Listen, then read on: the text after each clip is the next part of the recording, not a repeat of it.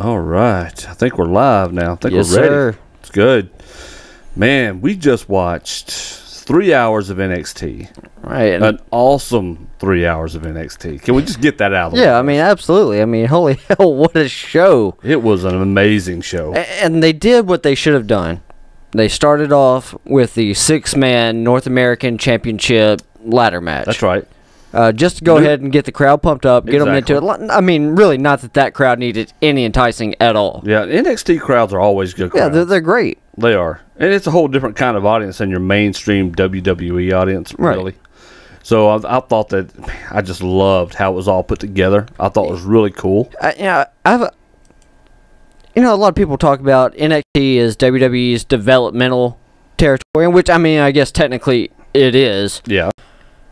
But what NXT feels like is it feels like Triple H's own personal little indie promotion. Yeah, exactly. You know, because the crowds are always very indie crowd-like. You know, for the more popular indie wrestling promotions, your Ring of Honor, Combat Zone, Chikara, Gorilla Pro, all those. Sure. Yeah, I mean, and here's the cool thing. The North American Championship, let's talk about that. This is they just introduced this title. Right, brand new title, and I'm glad they did. They needed that secondary title, right? Because I've always liked the idea of the Intercontinental title being the step up to the main championship, and at least in the past and growing up, I knew they'd gotten away from that really here in the last few years. But introducing this to NXT, I think, is a good start right here.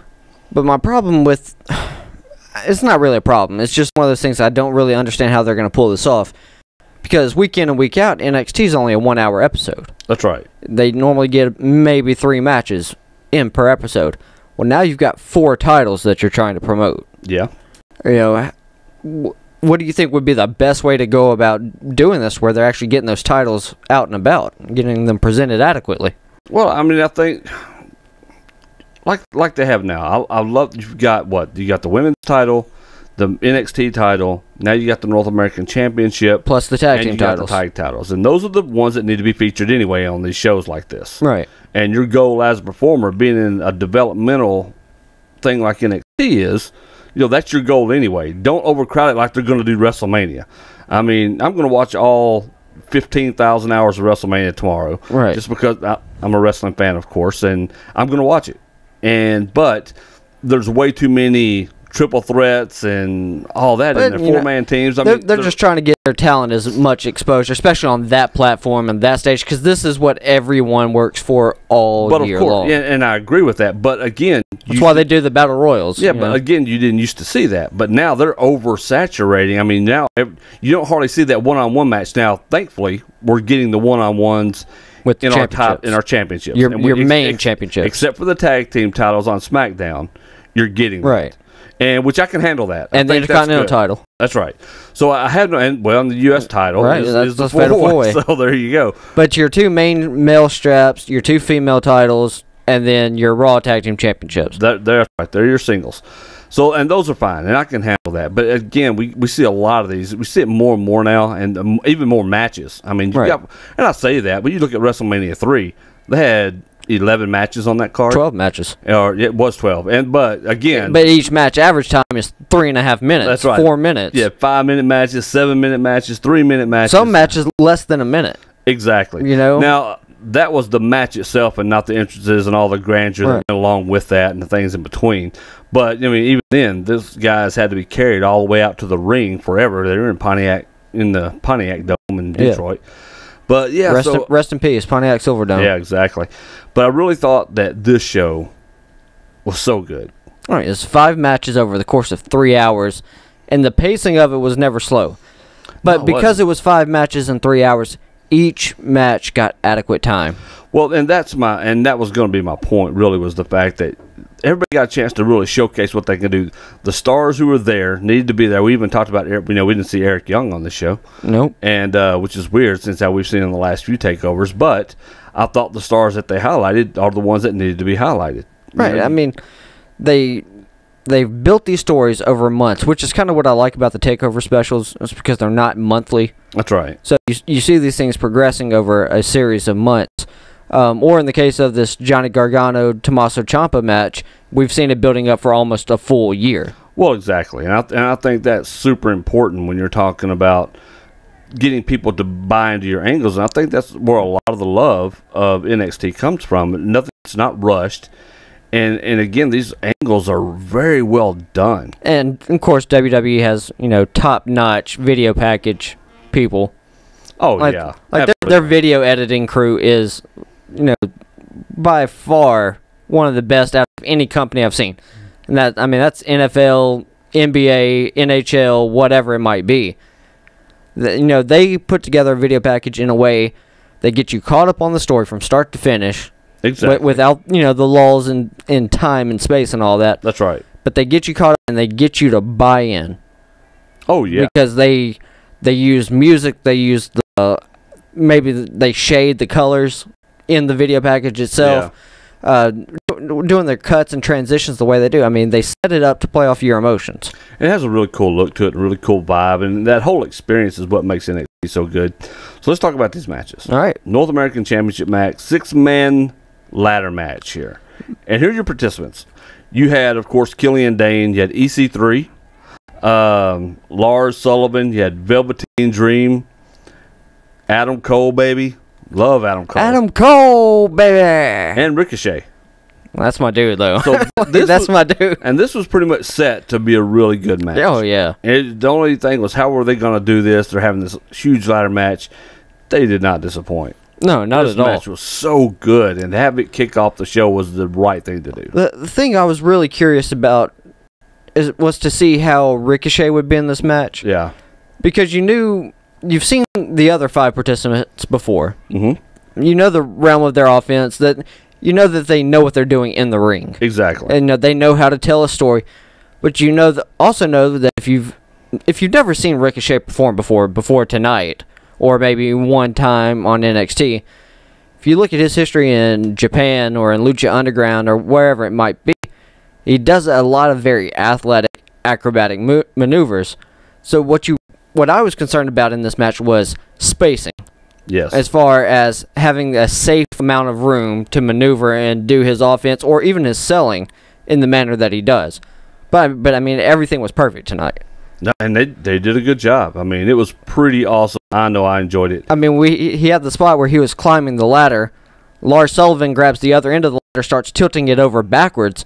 And as he does, Ricochet looks behind him, sees Adam Cole and Killian Dane on the outside of the ring, cuts a moonsault off the ladder, over the ropes, and onto them on the outside to the floor. Which was really cool. It was really awesome. They had a lot of crazy moves in this match. Oh, yeah. I mean, you knew they would, but there were also a lot of stiff moves. I mean, some of it was almost bordered on reckless in the way they just threw things around. Especially sometimes. the ladders. Yeah, exactly. Like you had people attacking with the bottom of the ladder, hitting people on the side and in the back. You saw Killian Dane get cut open. I mean, Velveteen Dream got his eye busted open at one point. Lars Sullivan, I don't know if he was wearing Killian Dane's blood or his own. I don't know. I think he was wearing Killian Dane's blood. But it was all over the side of his face. Yeah. Well, that's because Killian Dane got cut up when under his arm. Yeah, so he got. And I think that's where it was because that's how Lars did his move, was grabbed him under there. So I hope that was, or if not, because I didn't see where he might have got cut at, but. Yeah, you saw a few things like that where it happened, to where they were being a little bit reckless on a couple things, but it didn't take. It was exciting. This crap, man, it was so much fun. But how beautiful is Velveteen Dream's Purple Rainmaker elbow? Oh, I know it. God, that thing is great. I'll tell you what, and when he came off the top of the ladder, he didn't just fall off the top into position. This sucker leapt. And for those of you who didn't see it, this guy climbed a ladder, which by the point that he was standing on top of said ladder, he was already higher up in the air than the North American Championship was suspended. Yeah, you could have really jumped out there and grabbed it, honestly. Right, but he then dove all the way across the ring and delivered one of the prettiest elbow drops you will ever see. It was gorgeous. I mean, he does a good job, and that was the thing with a lot of those fantastic character in general. It is, but those guys had no fear. All the things that they did it was all amazing. They worked very well together. That was actually probably the most hesitant you saw anyone deliver any move in that match, was when he got to the top of that ladder. Because he got up there, he had to balance himself, and then you realize once you're up there, it's like, oh crap. It's however tall the ladder is, and then your head, of course, is however tall you are. Exactly. So I mean, if you're 6'2" and you're on top of a 15-foot ladder, then you're 21 feet 2 inches in the air.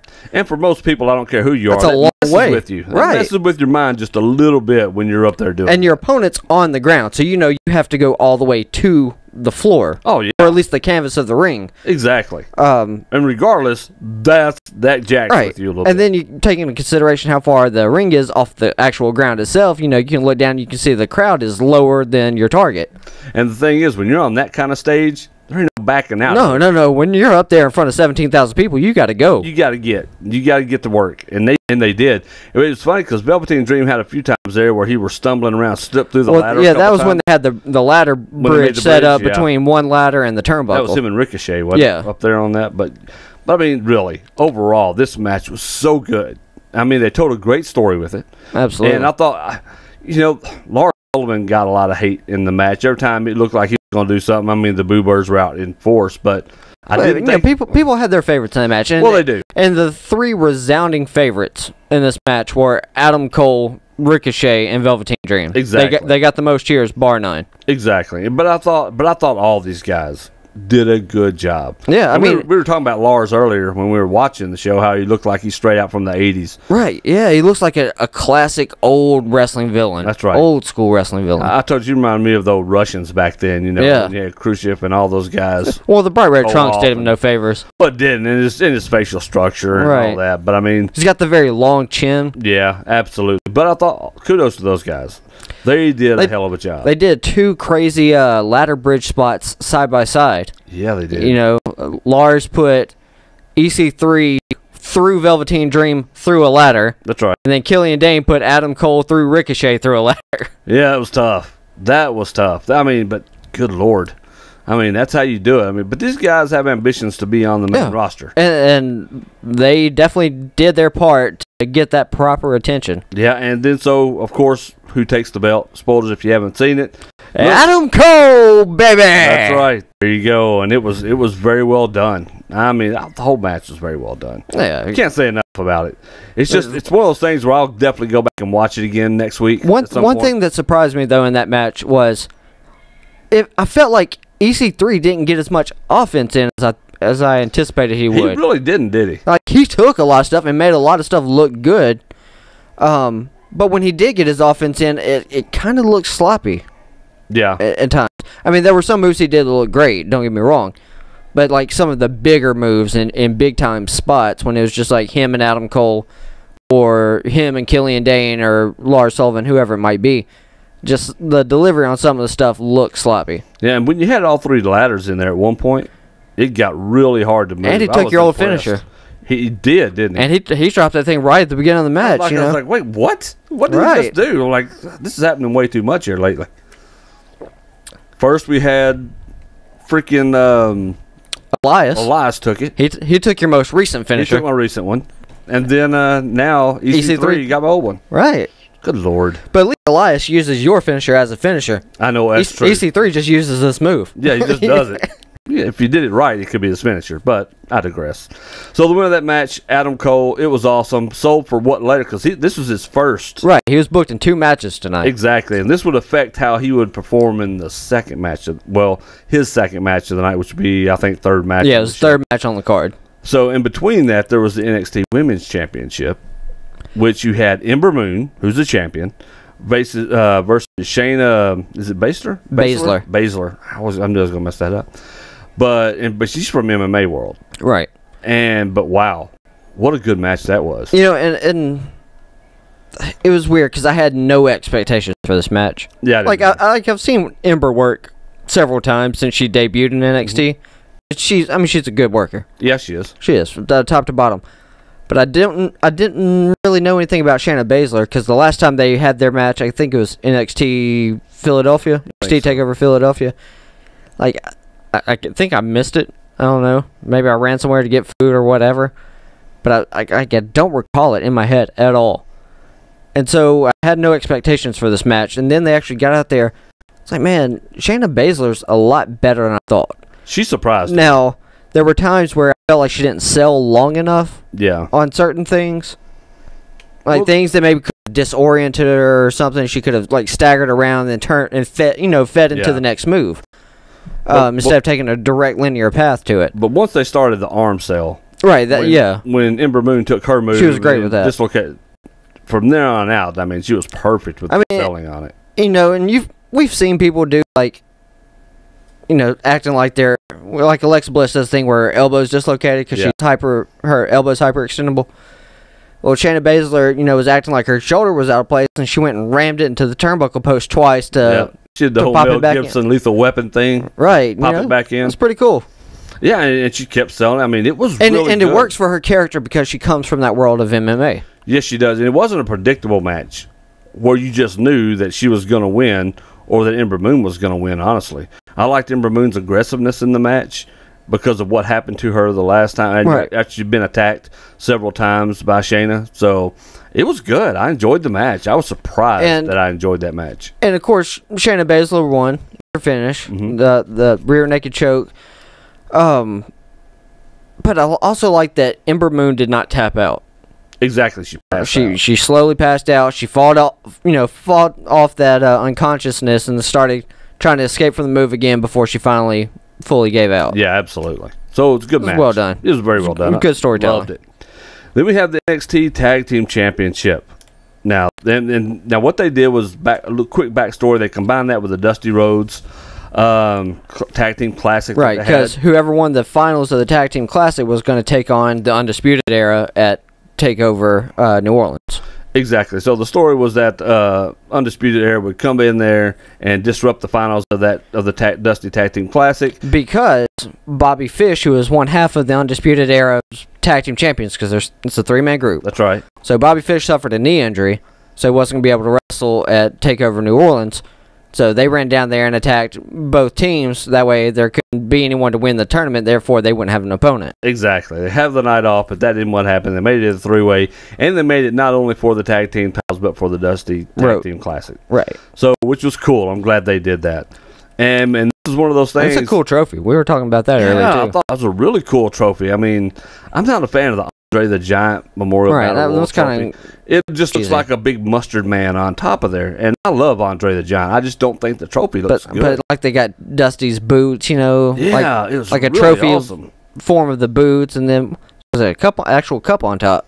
That's right, exactly. Like a trophy cup. I mean, it looks good. Yeah. I mean, it's a very good looking trophy. If you're going to do one, keep doing them like that. Right. I mean, because I thought that was awesome. And the match pitted, of course, you had the Authors of Pain and Roderick Strong and Pete Dunne were a tag team. And then, of course, you had Adam Cole had to come out there with Kyle O'Reilly. Adam Cole's all bandaged up. Right, from the ladder match. Because, I mean, that went 45 minutes. Yeah, it was a long one. And he got taken out early.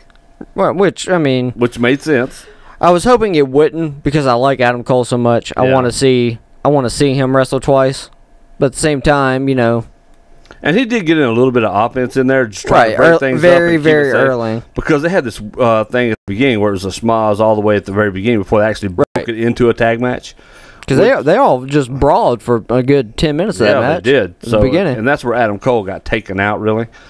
But it was very good. Very well done. I mean, these guys worked so well together in the ring and in the match. And then you had the surprise finish to it. I love Kyle O'Reilly in this match. Oh, yeah. Yeah, I mean, like, I'm a fan of Pete Dunne. My best friend loves Pete Dunne. Like, that's his dude. Yeah. And Pete Dunne showed us a lot of that offense that he does, or his reversals. You even made the comment while we were watching it that he's like a British Daniel Bryan. Yeah, he is. Just kind of the way he moves around the ring and the way he does his stuff. And I think that's a fair assessment. But Kyle O'Reilly in this match, you know, he does a lot of the martial arts type, the way he works. He throws a lot of kicks, a lot of strikes. Oh, yeah, he does. And his selling expressions were great. You know, he had that one moment where one of the guys from Authors of Pain was sitting there just laying into him, and it was like he was hulking up almost. And then the guy hit him one more time, and he was like he passed out and just fell out of the ring. Yeah, fell out of the ring. That's great. I loved it, but it didn't overdo it. It was entertaining. Right. And it was so well done. Of course, you had the big turn at the end of it. Right, which I was surprised with, but it was cool though. You know, I enjoyed it. Yeah, exactly, and you figure they're doing that because of what happened to Fish. Right, because the whole reason that happened. You know, Pete Dunne hit his finisher on Kyle O'Reilly. The Authors of Pain are down on the outside of the ring. Yeah, so it's a win. Right, it's an easy win for Roderick Strong and Pete Dunne. So Dunne's pinning Kyle O'Reilly, Roger Strong comes in, stomps Pete Dunne in the back of the head. He picks Pete Dunne up, hits him with his backbreaker finish, and then throws Kyle O'Reilly on top, an unconscious Kyle O'Reilly on top of Pete Dunne. Yep, but I love the best part of that, though, was the fact that it wasn't that it was a plan by the Undisputed Era. Right, yeah. They were every bit as shocked as anybody else that happened. What I really love, though, is as soon as the match was over, Adam Cole magically came to life. Oh, yeah, he did. Yes, he did. He's like, wait, what? But he got in the ring, and he's celebrating with Kyle O'Reilly, and they turn around, and they see Roger Strong staring him down. And like, Roger Strong snatches Adam Cole's Undisputed Era wristband off, or I guess it's an armband, rips his armband off of his arm, and then puts it around his own armband. Yep. Or around his own arm. And then, you just see that big, just turd-eating grin on Adam Cole's face. Yeah, he helped them both to their feet. Because, he was on the outside of the ring. He didn't, quote-unquote, see what happened. So, that's him putting it together, and O'Reilly really putting it together. And then, of course, Roger Strong helps him up, and they all get to celebrate. And even Bobby Fish came out there. That's right. Well, they celebrated with the Dusty Cup. It was good. I mean, and we're like, dang, man, it's the 3 heels in a row just taking it to it. So we were curious as to what was going to happen, because the next match was the NXT Championship match. Aleister Black. You had I thought this would go on main, but in retrospect, I am glad it did not. No, they booked this perfectly. Yeah. I mean, because Andrade Almas. And this was a fantastic match. It was really good. It was unbelievably good. And you made the point after Almas made his entrance, and I agree with it 100% while we were watching that. You said they are hoping that Almas is everything that they had hoped that Alberto Del Rio would have been. Exactly. And I think that not only are you right with that assessment, but I think that he is going to be. Oh, I think he is too. And you see the reaction that he gets out there. Oh, absolutely. And again, NXT crowds are very appreciative of what these guys do. They're a lot different than the regular WWE Universe crowds. But man, the things that they did in this match, the offense, the story they told. Reversals. Oh, it was so good. And this match actually had the most unheralded star of the night in Zelina Vega. Oh, yeah. Because she is the classic wrestling manager that has been missing from this business for 20 years. Yeah. If not, maybe more. That's right. At least in mainstream wrestling, yes. Right. I mean, the last manager I remember that interfered as much as she does. Now, most managers, don't actually use wrestling moves when they interfere. But that's what's cool about it. I mean, you had Jim Cornette with his tennis racket. Yeah. You had Jimmy Hart with his megaphone. Mm-hmm. But you haven't seen that stuff since the early 90s. No, you haven't. It has been missing for a long, long time on the big stages like that, and I don't know why. I don't get it. Well, I do too get it. I understand they want the talent to do their own things, right. Even though you see Paul Heyman as the advocate of Brock Lesnar. But what she does out there for him, I think they make a great combination. That's why I like it. It's not that he couldn't do things on his own. I just think it adds something to it for both of them. Because she'll go out there and take a risk. It's not like, when Cornette would get caught cheating, like, that was a classic spot. He would get up on the apron, distract the referee, and then eventually the babyface would get tired of it, and they would, snatch Cornette, and they would look around, stare at the audience while the audience cheered. Yep. Cornette's over there losing his mind. Zelina Vega doesn't do that. And they don't do that with her, which I think is brilliant. Because she wrestled while she was in TNA wrestling and all that stuff. But she actually gets in there and she does Hurricane Ranas and things like that. I mean, she tried a crossbody during the match. A bunch of different spots. But I like the angle that they run. That, Andrade Cien Almas hired her. Yes. To help his career. So she gets in there, and she will physically get involved with the match in order, because if he wins, storyline-wise, if he wins, he gets more money, then he can give her bonuses or whatever it might be. Exactly. And I think that's perfect. You need those extra little things in there. And I actually love the commentary team of Mauro Ranallo, Nigel McGuinness, and Percy Watson. Yeah. I felt like they were great at establishing and reminding people of certain elements of storylines all throughout the matches, every single match. Yeah, but look, and that's kind of the part. That's what you need with the announce team. The announce team is, to me, not there just to get themselves over. Right. All right. Like Michael Cole. That's right. They are there to help tell that story of what's going on in the match. You don't have to necessarily do that by calling move for move. All right, and that's what I loved about these guys. They weren't, like you said, they're filling in the story. So they're helping it along. And that's, to me, that's the teamwork behind the presentation of professional wrestling. And when you have a commentary team like that, it helps any random casual person watching, like people that aren't wrestling fans, but maybe they have a friend that loves pro wrestling, like it's WrestleMania weekend, like come watch this with me because I'm watching this regardless. Exactly. If you want to hang out with me, this is what I'm doing tonight. Sure. And that person can watch. And when you have a commentary doing a great job like that, commentary team establishing the storylines, then it helps that random casual watcher or viewer, helps them buy into the stories and understand what's going on in the match so that they're not lost or confused as to, why is this person doing this and this person doing that, blah, blah, blah. It doesn't make sense to me. Well, now everything's laid out for you. Yeah, and I think that's one of the other things, because if someone's not watching NXT and the only time that they watch is like right now when you have WrestleMania seasons up and they're watching it before the big pay-per-views or whatever, then they need to be caught up on things. Oh, absolutely. So I think that's the brilliance behind the way that they do things in NXT. And yes, the main roster could take a few things off of that. They do it like as far as the video packages and stuff, but the main roster commentary team I do not feel like is nearly as good as this NXT one. I don't think so either. I mean, I love Corey Graves. Right. I mean, I love his commentary. That sucker's come a long way. And I really like what he does out there. Speaking of Corey Graves and his commentary, I heard him on the Edge and Christian podcast of awesomeness or whatever it is. And he was talking about that once he knew his in-ring career was over after he had the multiple concussions back-to-back. WWE wanted to find him something to do. That's right. Hey, what's up, Venom? Thanks for tuning in, bud. Because they wanted to keep him, around. They want to keep him involved. So they went and had him just call old matches. They stripped the volume out of it and just had him call old matches, old NXT matches. And he was like, man, I was terrible. I was so bad at it. Sure. But he went, he came into the Performance Center every day, 7 days a week, and he would just sit there for hours on end, 10, 12, 13-hour days, just calling old NXT matches until he finally started getting the hang of it. But that's the thing. You have to be willing to learn and do those things that it takes to do it. If you're not willing to learn, then why are you doing it anyway?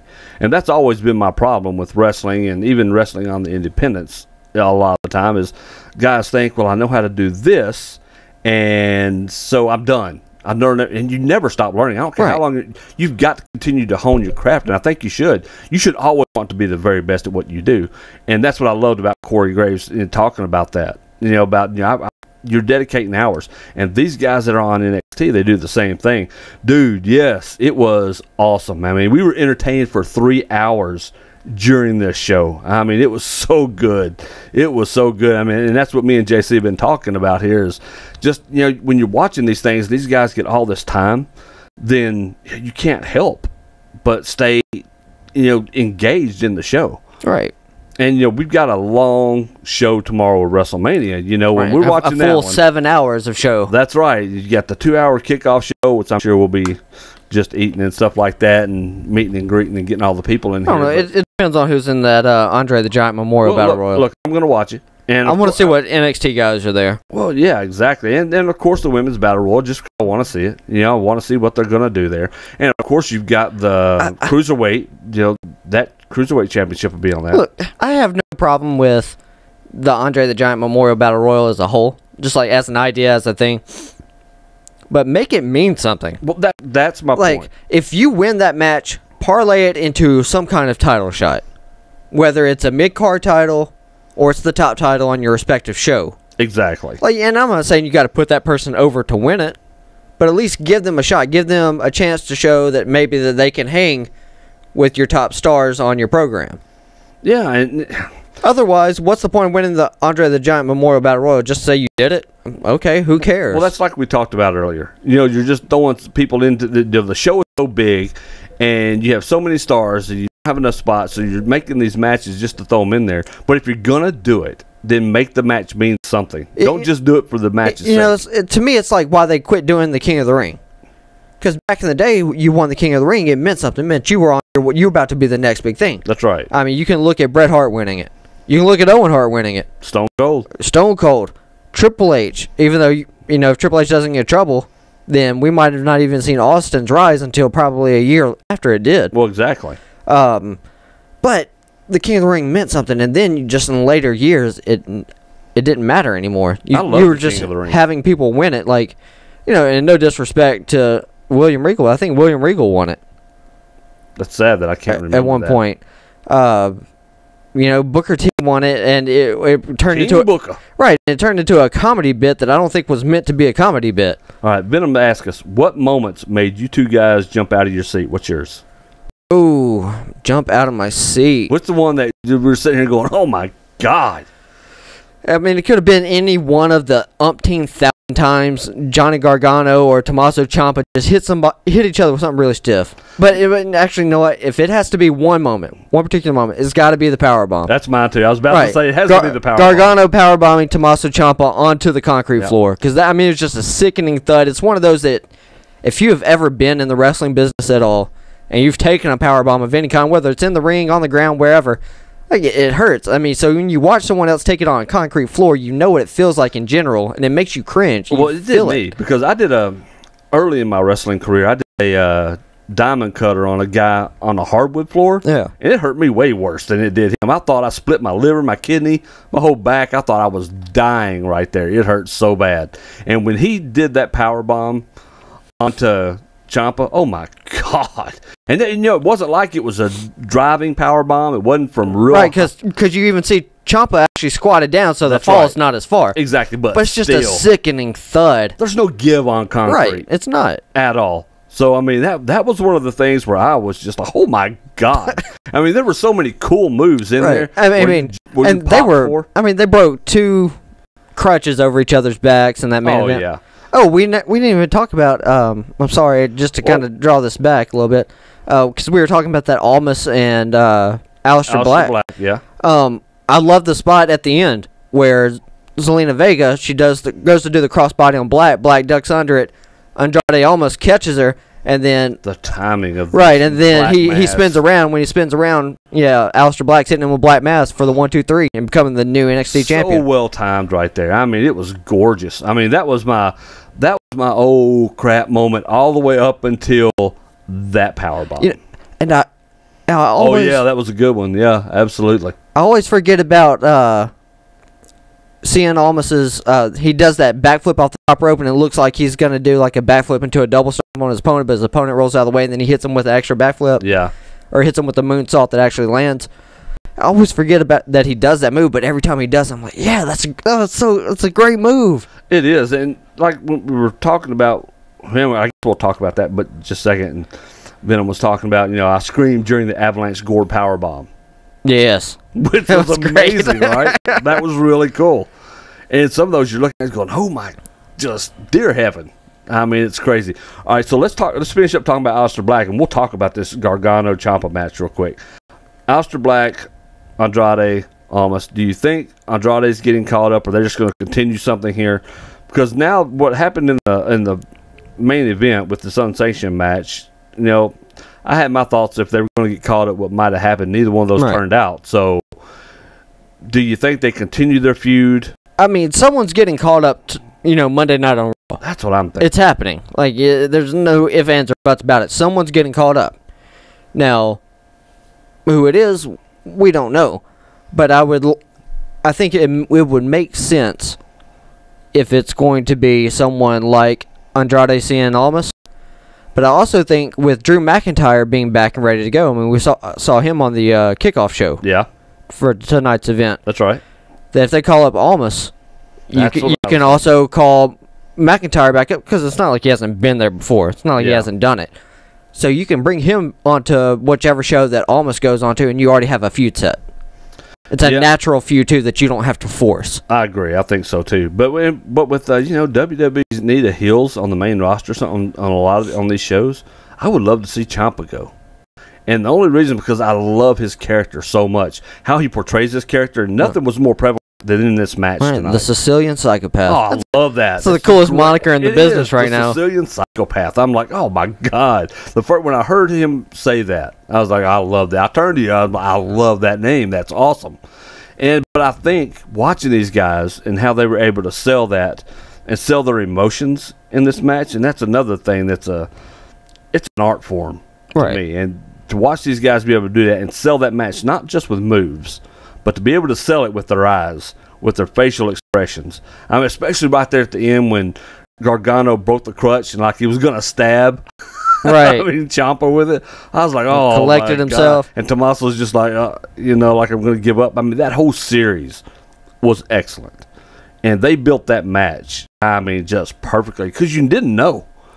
Not like you knew what was going to happen, because one of my theories was, well, if Gargano loses, then he'll be the one that gets called. Right. And I figured, because it could go either way. But again, that's the whole thing about the whole entire pay-per-view. You could not point and say that's who's going to win. Right, and that's what I love about it. Because we talked earlier while the pay-per-view was going on. We didn't do this during the stream. I mean, it was just while we were watching the show. Yeah.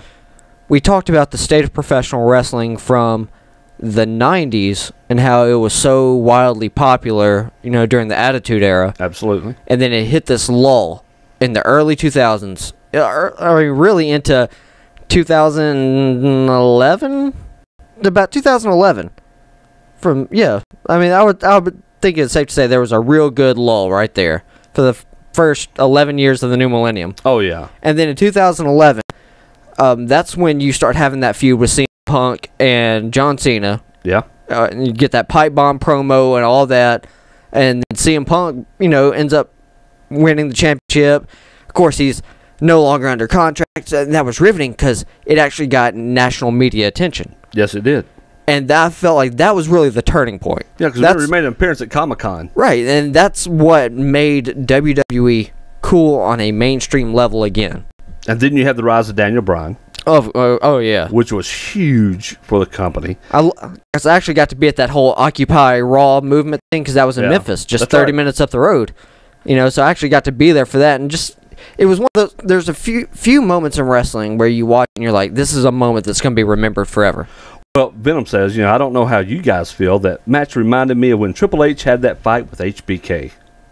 Remember how personal it was? Yeah, I mean how they did that. And I like when you can do that because you can blur the lines of realism. Sure, absolutely. Because you know that Triple H and Shawn Michaels are best friends. Exactly. So when you have those matches, because they did like that, what was it, 3 stages of hell match? Each level was a different kind of match. And then they had, of course, that match at SummerSlam that was so great. When you do those things, when you blur the lines of realism, like with CM Punk and the pipe bomb, I'm leaving the company. With Daniel Bryan, the Authority is legitimately trying to hold me down. Like, it's obvious that everyone here loves me, so why am I not, at the top of the card? Or, in that Triple H sense, or in this point, Johnny Gargano, Tommaso Ciampa, they weren't tag team partners. They put them together. They became best friends. Won the championship. Ciampa's not only at Gargano's wedding, but in the wedding party itself. That's right.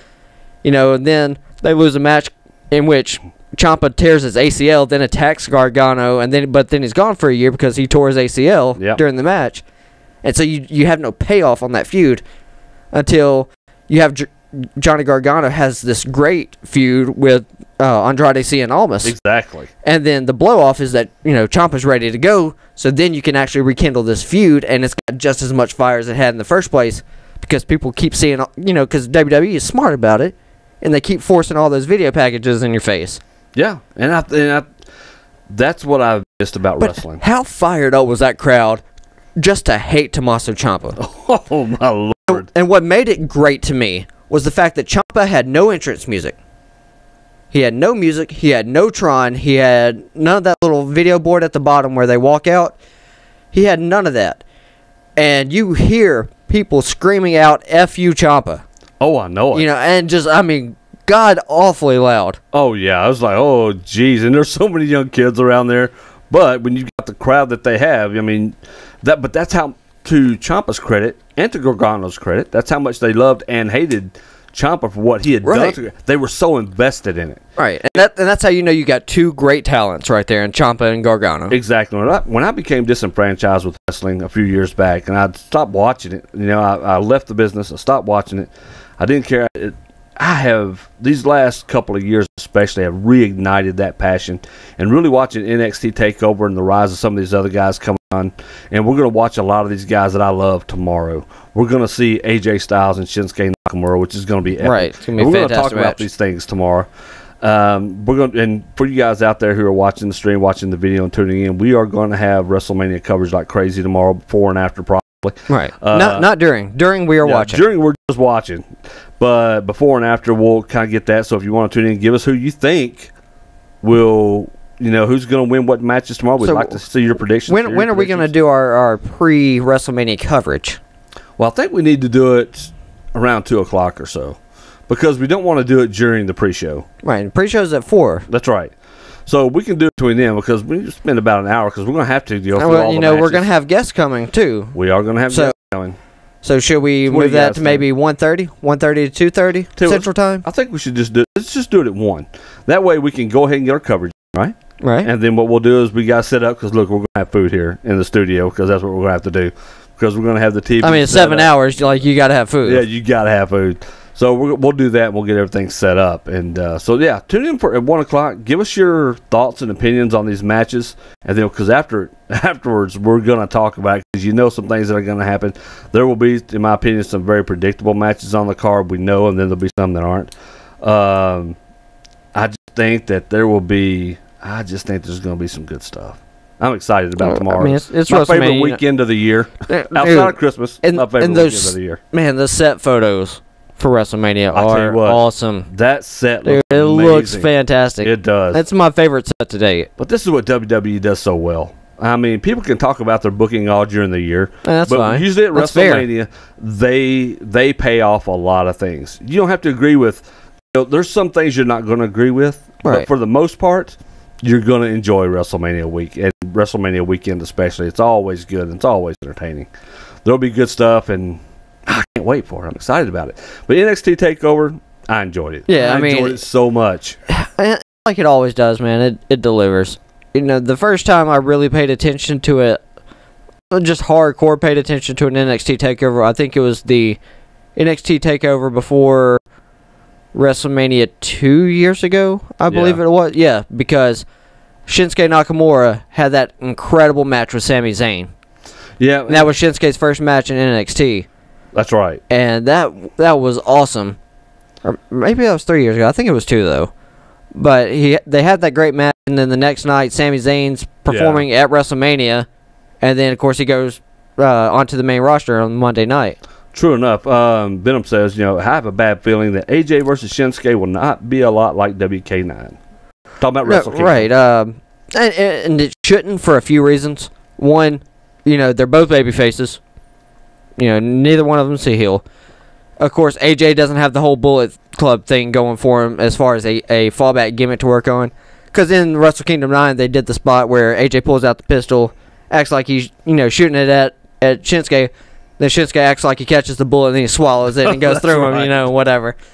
But they will make something work. The talents are too great right there. It's two great talents, and their match at Wrestle Kingdom 9 was iconic. Yes, it stands on its own. But I feel like if you're a wrestling fan and you're a fan of these two guys in particular, you don't want to see a match you've already seen. I don't think so either. You want to see what they can do different. I'd love to see them surpass it. Right. It's a different stage. It's a different set of situations. Do something that we haven't seen before. Because it's hard when it's two baby faces going at it. It is, but these guys have all the talent in the world, and I have no doubt that match is going to be off the chain. It should be, if not the match of the night, it's going to be one of the top two. Oh yeah, I think it's going to be match of the night. I think it will be too. It's going to be hard not to. Now, we'll get in that tomorrow. Yeah, and it may not have the reaction of the night, and we'll talk about that tomorrow too.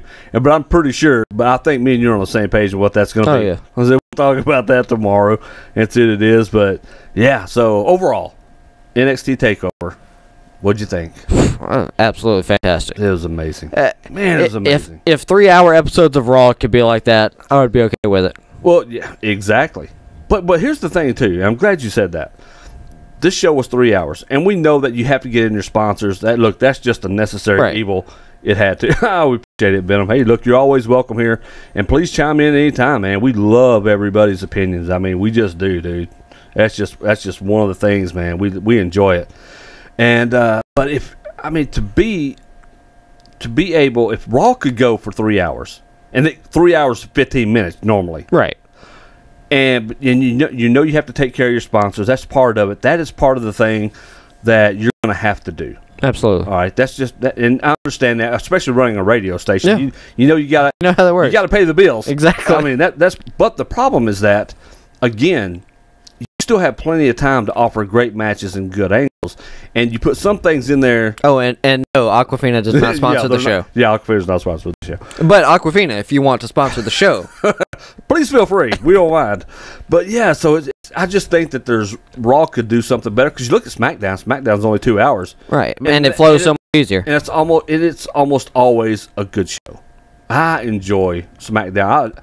SmackDown, I really can't wait for every week. And I was really disappointed with Raw this past week, especially since not only was it the go-home show for a pay-per-view, but it was the go-home show for WrestleMania.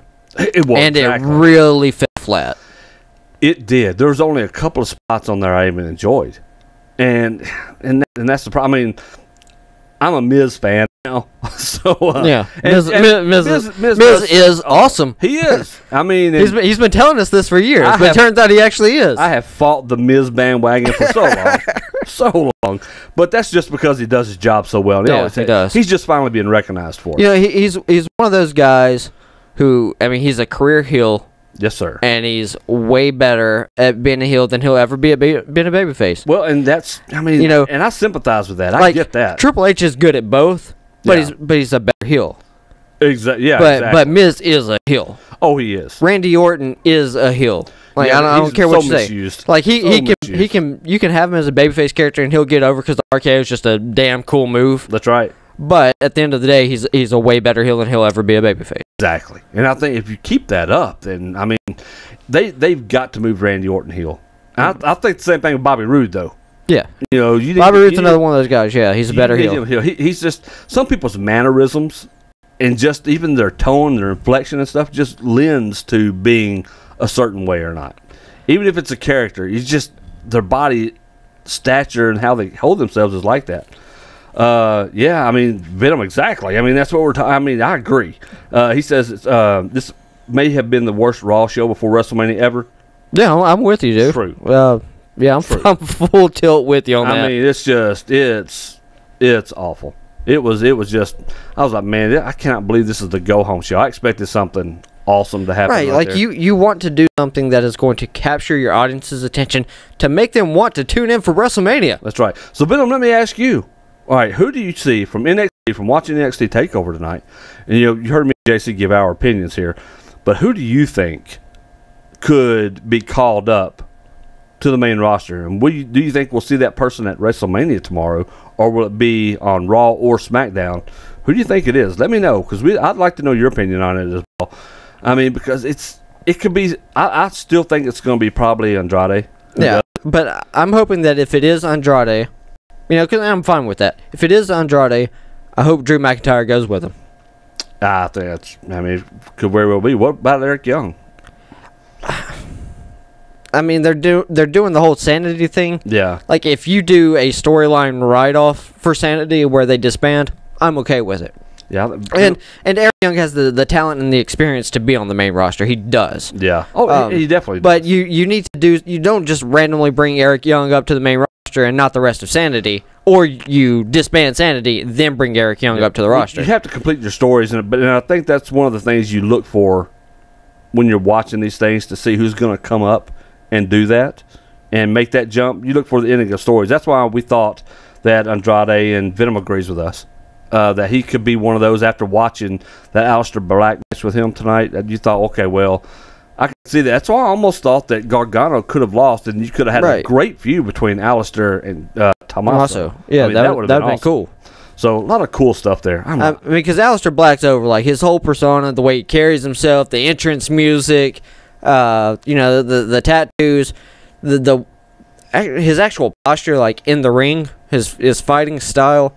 Using all the strike-based offense, he does a lot of really cool things to make him stand out apart, that make people like him. Yeah. Oh, Venom just brought up a good thing. What's Authors of Pain to SmackDown. I hope not. I don't like them. Like I don't like the Authors of Pain. Like they to me they do nothing. See, I like Authors of Pain to Raw, and I would like to see them there. I like the guys.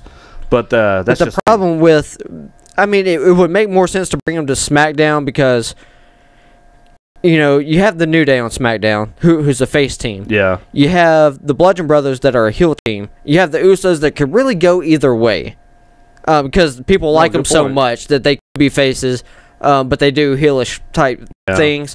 But there's also that mutual respect between the Usos and the New Day. So you could actually turn the Usos face using the same gimmick they got now, which would keep their fire up and their momentum up. But you could bring in the Authors of Pain to SmackDown as another heel team. If you take the Authors of Pain to Raw as a heel team, then, I mean, they're going in there with the Bar, the Revival, and then you'd have the Authors of Pain. Like, I mean, what babyface tag teams do you have? Heath Slater and Rhino? Who cares? Yeah, well, that's why I say to Raw, because, well, and here's my problem with them even going to Raw.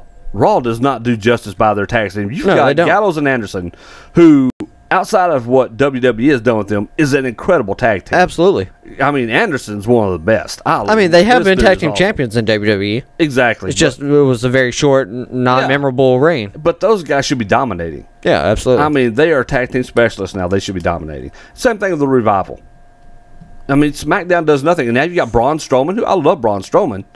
But he should not be in the tag team titles picture. I don't know. It depends on who his mystery partner is. James Ellsworth. I'm calling it right now.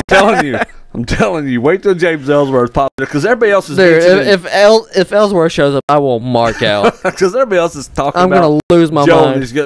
Braun Strowman, to me, that's why James Ellsworth makes the most sense, because nobody's talking about it. Right. All the predictions that you see out there, nobody's talking about. Everyone's saying Samoa Joe, Rey Mysterio, Elias, whoever. Yeah, I mean, and look, I would be fine with any of those guys. Yeah, I mean, don't get me wrong, I would be fine with any of them.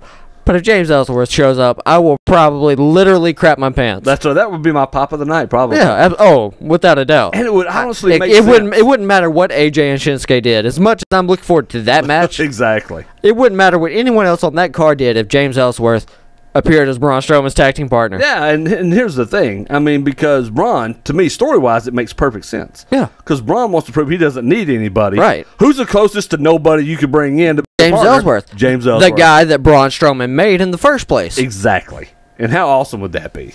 That'd be so cool. Any man with two hands has a fighting chance. Yeah. Catch these hands. Right. Yeah. Catch these no chin. The man with two hands and the man who's going to give you these hands. Oh, Venom says, I saw a picture of him sitting next to Bray yesterday. Ooh. Who, Braun? You talking about Braun sitting next to Bray? Or is it... Oh, that would be interesting. But what are they going to do with Bray? Because the last time we saw Bray Wyatt, he's disappearing into the lake of reincarnation. Yeah, what's it being reincarnated as? Right, like, if you're going to repackage him, typically it makes sense to keep him off TV more than, a couple weeks. 3 weeks. And Jeff Hardy mentioned something about they're doing another compound match. Okay, well, he can't wait to be a part of it because he wants to do the Swanton out of a tree on WWE television. Right, instead of on TNA television. Yeah, so there's that. I mean, there's a lot of cool things, but here's a spoiler for you that I saw. They already have. I should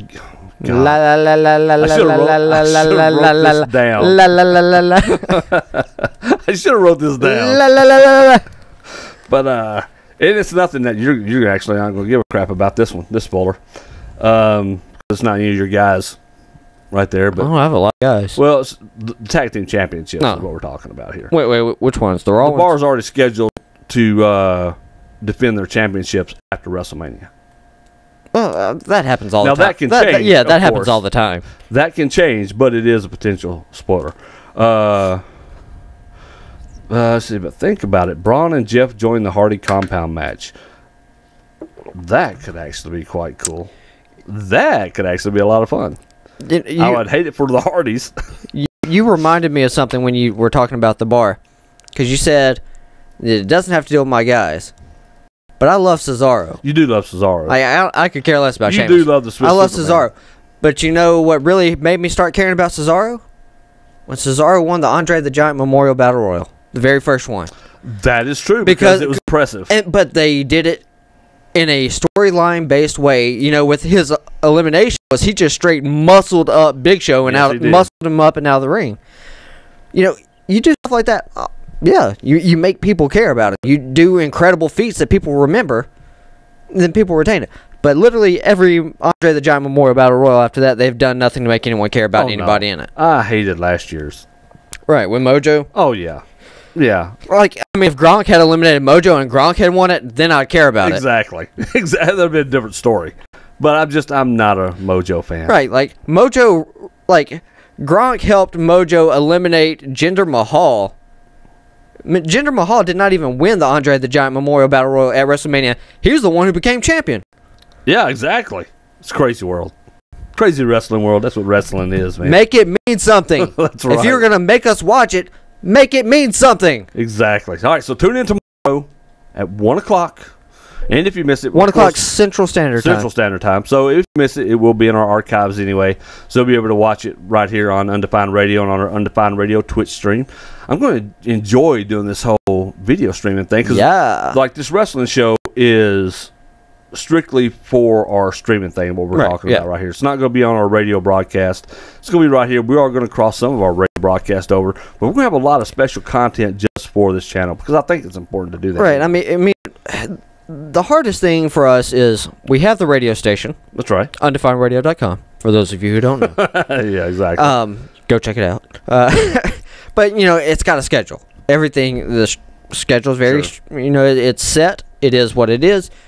And a lot of times we can't, you know, do a live show for radio and Twitch simultaneously. Yeah, it's, you know, like if it fits in with certain things like Reaping the Night, we can do that. It's Friday nights at 8 o'clock here on UndefinedRadio.com and twitch.tv/UndefinedRadio. We talk about everything. That's the cool thing about the Undefined Radio. That's why we put the little "Don't Let Your Station Define You" tagline on there. Right, but with Twitch now we have a medium we can talk about whatever we want whenever we can. Exactly. You know, but the problem is, of course, you know, like the successful streamers will tell you, you need to have a rigid streaming schedule. Yep. Which, I mean, but right now we don't, just because, you know, life happens. Yeah, and things happen. And we're new to the streaming side, so we're getting that side, you know, started up and getting it done. But hey, Venom, we appreciate you coming in. Dude, thanks for chilling with us tonight. Thank you so much. Yeah, we love talking wrestling. Look, if you hadn't caught on by that, we do. We love talking wrestling, and we will talk wrestling with whoever wants to talk wrestling. I mean, this man wrestled for 18 years. Yeah, yeah, so much. I wrestled for about 18 seconds. That's hurts, don't it? It does. You discover the pain. I was like, you know, this college thing might pay off a lot better. Might have to do really. I was wrong. They paid out about the same. Well, you're having not very much. You're having to pay college. Right. That's the problem. So I made more money wrestling. That's right. Sad. That's just the sad truth of it. But yeah, Ben, we appreciate you tuning in. Thank you so much. They says that's how I feel about certain wrestlers. Like, I hate when I see what they did with people like Cruz and other NXT players like Elias and others. Yeah, and I agree. Elias is different. He's an interesting case because his character. He was doing the character he does on Raw. Yeah, he was doing that at NXT, and everyone hated it. Like, it wasn't one of those things like Vicky Guerrero. You know, people would boo her just because they didn't want to hear her voice. Yeah. But it got her over, so they started using her more. Sure. It was kind of like that at NXT. You know, he's going out there and he's doing his thing, and people just don't care. Like, they don't give a damn about him. That's right. Like, no response at all. No, that's exactly right. And they're like, well, whatever. He's got a good look. He's got a good... And he's good. He's a solid worker. Yeah, he is. You know, they brought him up to Raw, and it caught on, man. It took off. It was the right gimmick for the wrong audience. Yeah. Oh, yeah. But that happens. That's what we were talking about earlier about the difference between the NXT audience and the main roster Right. audience. It's two different worlds. It is, and that's why I think you see a lot of different things with the announce team on NXT having, like we talked about, having to tell that story with the audience and get the audience caught up who may just tune in during the big pay-per-view events. You know, as NXT Takeover heralds in the Royal Rumble and Survivor Series and SummerSlam and WrestleMania and things like that. So, but you know what? It was a great night of wrestling. Absolutely. I mean, you could spend your Saturday nights doing a lot of things. I'm happy spending my Saturday nights doing this, talking wrestling, watching wrestling. Man, it's good times. I can't wait for WrestleMania tomorrow. Got to put this whole thing together tomorrow. It's going to be interesting. And then April 28th, I go back to my first wrestling show. It's going to be interesting. Yeah, have fun. I am, dude. I got to do yoga. I got to do something to get my fat ass in shape. Man, it's hard. It's hard. It's tough after all these years. Right. But look, old age catching up with you. Metabolism slowing down. Bill Dundee can do it now. He's 115 years old. Right. I can at least do one more year. Venom says, yeah, it's shorter and they follow more on the action than with the storylines. I mean, that's right. And that's true. And that's true. And that's, I mean, we watch wrestling because of the action. We don't watch it because we want to hear long, drawn-out promos. Promos are fine if you got somebody who can cut a great promo. Oh, like the Paige thing. We were watching the Paige movie tonight. Yeah, the clip of her documentary. And you saw it during the NXT Takeover. But, I mean, again, things like that, when The Rock did his thing on there, you still popped for it. Right, man. It was still fun. No one does promos like The Rock. They don't. And no one there's not a single great promo guy unless you got like a pissed off Miz. Exactly. Like, that's probably the best promo in WWE right now. But sheer entertainment value for your promos, Rock is top level, man. I mean, it's just, and that's what's awesome about it. I enjoyed it. All right, we appreciate you tuning in tonight. Venom, thank you so much. Come hang out with us again. You're welcome anytime. We appreciate you. Now part of the Undefined Radio family. Once you follow us, that's just how it goes. Yeah, that's just what we do. It's just what we do. Once you become part of this, you're just part of the family. That's how it is. We love everybody. So that's what we're going to do. Hopefully we'll see you tomorrow. It's WrestleMania. I'm excited about it. For JC, this is Big Daddy Storm. We'll talk to you soon. Adam Cole, baby! Yeah.